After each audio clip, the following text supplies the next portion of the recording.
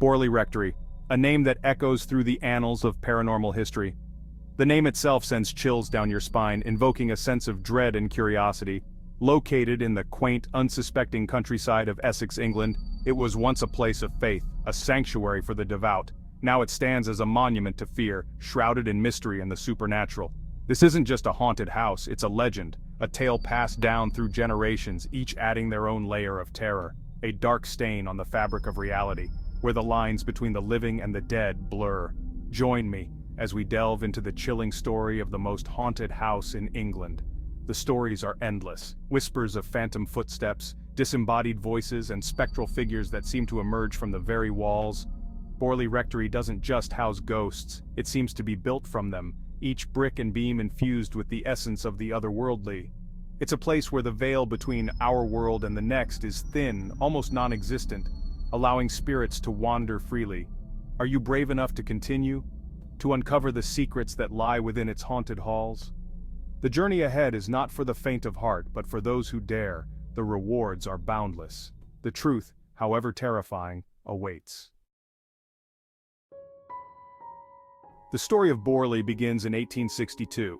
The newly constructed rectory stood proud, a symbol of Victorian progress.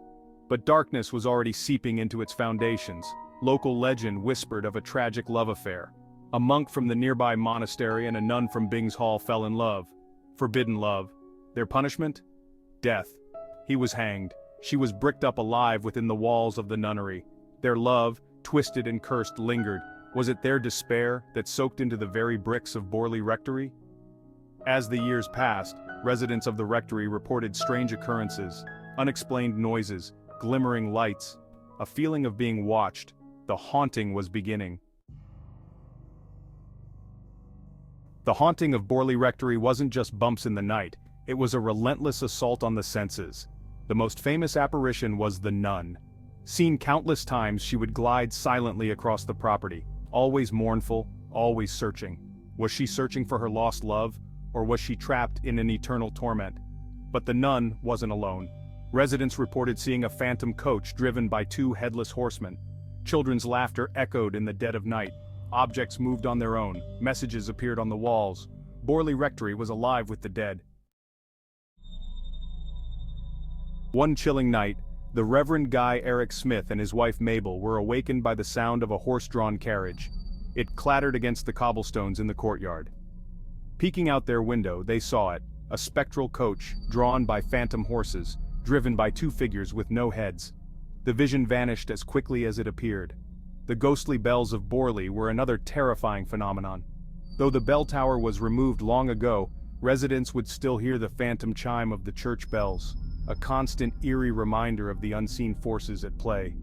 The haunting at Borley was relentless, a constant barrage of the unexplained. The stories of Borley Rectory soon spread beyond the village limits. Newspapers ran sensationalized accounts. The public was captivated. Then came Harry Price. A paranormal investigator, he was both skeptical and intrigued. In 1930 he began his investigation. Little did he know he was stepping into a maelstrom of paranormal activity. Price documented everything. Seances were held, witnesses were interviewed, he even set up cameras hoping to capture evidence of the supernatural. His findings were both fascinating and terrifying. He documented strange lights, unexplained noises, and even objects moving on their own. His investigations cemented Borley's reputation as the most haunted house in England. Price's investigation, detailed in his book The Most Haunted House in England, thrust Borley Rectory into the spotlight. It became a sensation, attracting thrill-seekers, skeptics, and paranormal enthusiasts alike. But the haunting took its toll. Witnesses reported being scratched, pushed, and even possessed. The haunting of Borley Rectory became a cultural phenomenon. It inspired books, movies, and countless paranormal investigations. It raised questions about the nature of reality, the afterlife, and the thin veil that separates our world from the next. But the mystery remained. What was the source of the haunting? Was it the tragic love story? Or was there something more sinister at play? In 1939, tragedy struck. A fire, believed to be started accidentally, ripped through Borley Rectory. The flames devoured the house, leaving behind only a burnt-out shell.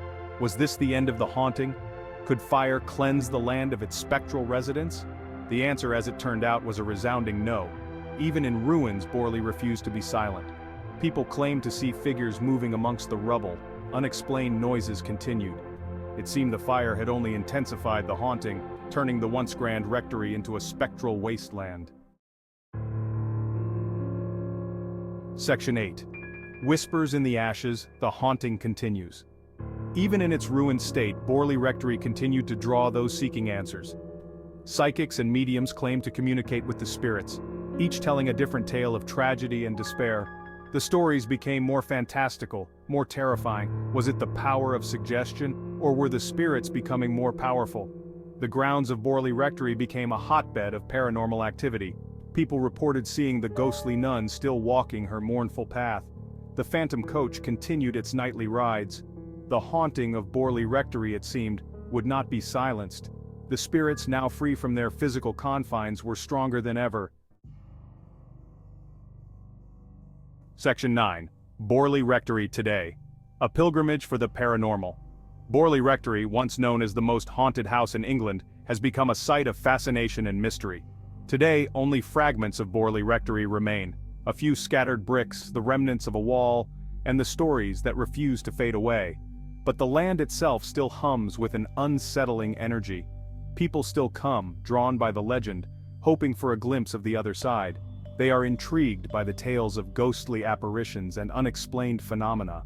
They come to pay their respects to the spirits that are said to linger here, to feel the chill down their spines as they walk through the grounds where so many have reported supernatural encounters. They come to be a part of the legend, to add their own experiences to the rich tapestry of Borley's haunted history. Standing on the hallowed ground, they feel a connection to the past. You can almost hear the echoes of the past. The laughter of children, cut short by tragedy, the mournful cries of the nun who is said to wander the grounds in eternal sorrow, the clatter of hooves on cobblestones, a reminder of the spectral coach that has been seen by many. Borley Rectory may be gone, but its story and its ghosts refuse to die. The legend lives on, drawing the curious and the brave to this day. Section 10. Unanswered questions. The mystery endures. The haunting of Borley Rectory remains one of the most compelling and enduring paranormal mysteries of all time.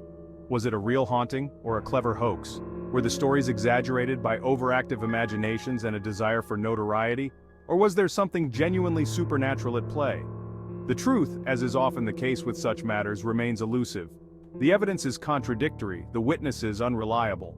But one thing is certain: Borley Rectory has left an indelible mark on the public consciousness. It stands as a testament to our fascination with the unknown, the unexplained, and the terrifying possibility that we are not alone. Section 11. Borley Rectory, an eternal enigma. Borley Rectory is more than just a haunted house. It's a symbol, a beacon of the supernatural that has captivated the minds of many for generations. It represents our fear of the unknown, our fascination with the afterlife, and our need to believe that there is something beyond our understanding. The stories that surround Borley Rectory are not just tales of ghosts and ghouls, but reflections of our deepest anxieties and hopes. It's a place where the veil between worlds is thin, where the past bleeds into the present, and where the dead refuse to stay silent. The echoes of history resonate through its walls, whispering secrets that have yet to be uncovered. The story of Borley Rectory is a cautionary tale, a reminder that some places hold a darkness that can never be extinguished. It serves as a warning to those who dare to delve too deeply into the mysteries of the unknown. It's a place where the laws of nature seem to bend and break, where logic has no power, and where the line between sanity and madness blurs. The phenomena reported here defy explanation, challenging our understanding of reality itself. Borley Rectory, the most haunted house in England, continues to haunt our imaginations, a chilling reminder that some mysteries are never meant to be solved. Its legacy endures, a testament to the enduring power of the unknown and the human desire to seek answers even when they may never be found.